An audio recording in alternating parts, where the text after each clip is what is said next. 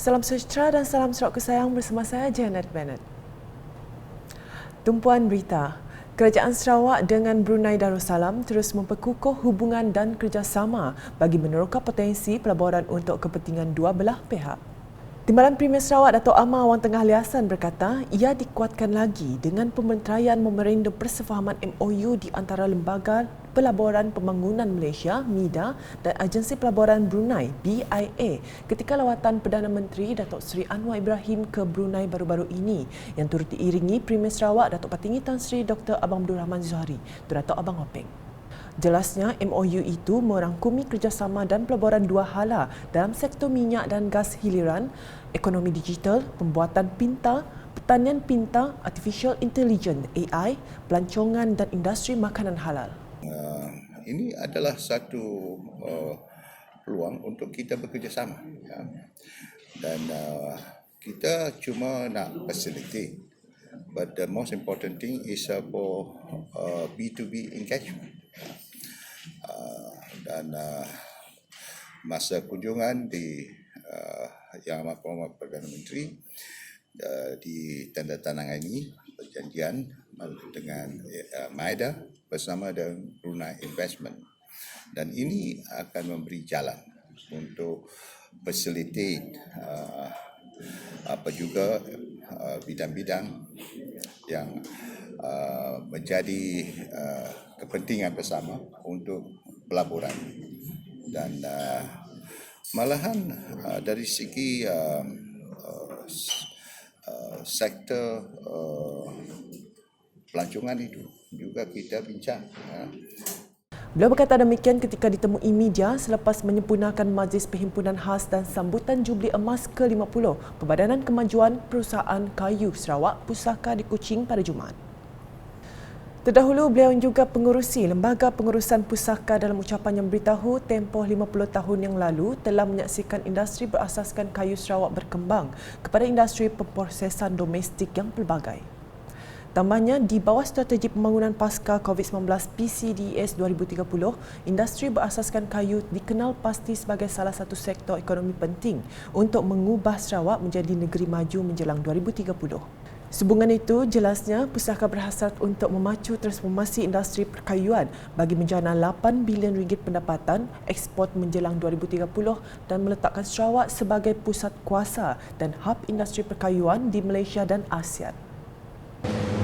Timber industry has been identified as one of the important economic sectors to transform Sarawak into a developed state by the year 2030.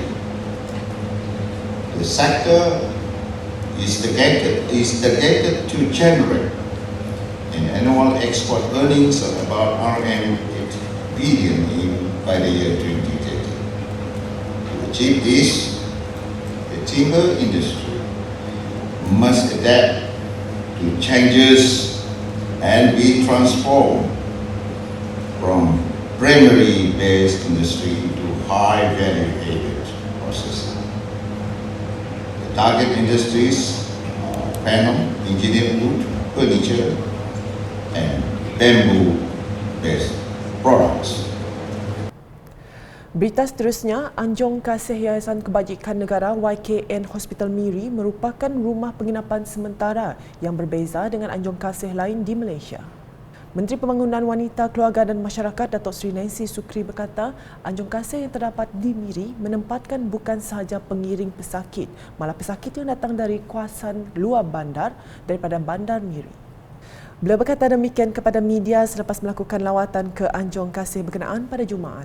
Datuk Seri Nancy yang juga pengerusi Lembaga Pemegang Amanah YKN Hospital Miri turut merakamkan ucapan terima kasih kepada pihak Hospital Miri atas kebenaran untuk pesakit dan pengiring pesakit tinggal di Anjong Kasih berkenaan. Beliau juga memberitahu buat masa ini Anjong Kasih Hospital Miri itu sedang menempatkan seramai 18 penghuni termasuk pesakit dan pengiring pesakit.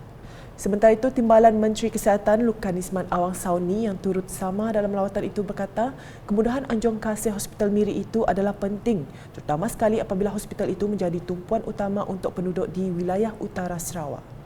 Terdahulu sebelum lawatan ke Anjong Kasih, Datuk Seri Nancy telah melakukan lawatan ke Sekolah Tunas Bakti Perempuan Miri iaitu sejauh 14 km dari Bandar Miri. Manakala di Betong, projek transmission line yang akan dilaksanakan Sarawak Energy Berhad SEB amat diperlukan bagi menyediakan bekalan elektrik yang lebih stabil di kawasan Betong. Menurut Timbalan Menteri Belia Sukan dan Pembangunan Usahawan Sarawak Datuk Garrett Rentap Jabu, dengan siapnya pembinaan substation di Serudit di sini, kebolehpercayaan kepada bekalan elektrik di kawasan itu telah meningkat. Ahli Dewan Undangan Negeri Adulaya itu menambah, penyediaan bekalan elektrik yang stabil juga dapat menggalakkan perkembangan aktiviti ekonomi di kawasan itu. Dalam hal ini, beliau amat berterima kasih di atas kerjasama para pemilik tanah yang terlibat kerana mengempikan kepentingan individu dengan membenarkan tanah mereka diambil alih demi merealisasikan projek ini. Beliau berkata demikian dalam majlis penyampaian cek pampasan tanah projek Serudit Sri Aman 132 kV transmission line projek Betong Sektor di Betong Digital Innovation Hub pada Jumaat. Seramai 21 orang pemilik tanah menerima pampasan dalam majlis berkenaan. Perkembangan di Serian, seramai 10 orang kontraktor menerima tawaran projek Perumahan Rakyat Miskin Sarawak PPRMS melibatkan kawasan Tembeduk. Penyerahan tender kontrak telah disempurnakan oleh Adun Tembeduk Dr. Simon Sinangbada di Pusat Khidmat Dun Tembeduk pada Jumaat. Berucap ringkas, Dr. Simon memberitahu projek PPRMS tersebut adalah bagi tahun 2021 dan dikategori lambat daripada jadual pelaksanaannya. Jelas beliau, setiap tahun setiap adun harus membelanjakan peruntukan RM1 juta. Namun peruntukan tersebut hanya dibahagikan kepada 2 fasa dan setiap fasa akan menerima peruntukan RM500,000. Dalam pada itu, beliau berharap semua kontraktor yang telah mendapat tender kontrak agar melaksanakan kerja mereka mengikut jadual yang telah ditetapkan. Tegasnya, setiap projek rumah yang akan dilaksanakan perlu disediakan laporan sebelum, semasa dan selepas siap projek rumah tanpa gagal. Katanya, sesiapa yang tidak mematuhi prosedur akan melambatkan proses pembayaran oleh Pusat Khidmat Dun Tembeduk nanti. Tempoh siap projek adalah sebulan iaitu bermula dari 1 Februari hingga 1 Mac 2023. Paparan selanjutnya, Pejabat Daerah Lingga yang diketuai oleh Pemangku Pegawai Daerah Lingga, Frank Lani mengambil inisiatif mengadakan program pengambilan dos vaksin penggalak kedua melibatkan pentadbiran daerah Lingga. Program tersebut mendapat sambutan positif daripada para pekakitangan Pejabat Daerah Lingga serta Ketua Masyarakat dan Ketua Kaum KMKK di sekitar Lingga dan Banting. Bercakap kepada Unit Komunikasi Awam Sarawak UKAS pada Jumaat, Frank Lani menyeru kepada semua masyarakat di Lingga supaya segera mengambil dos penggalak kedua yang disediakan oleh kerajaan.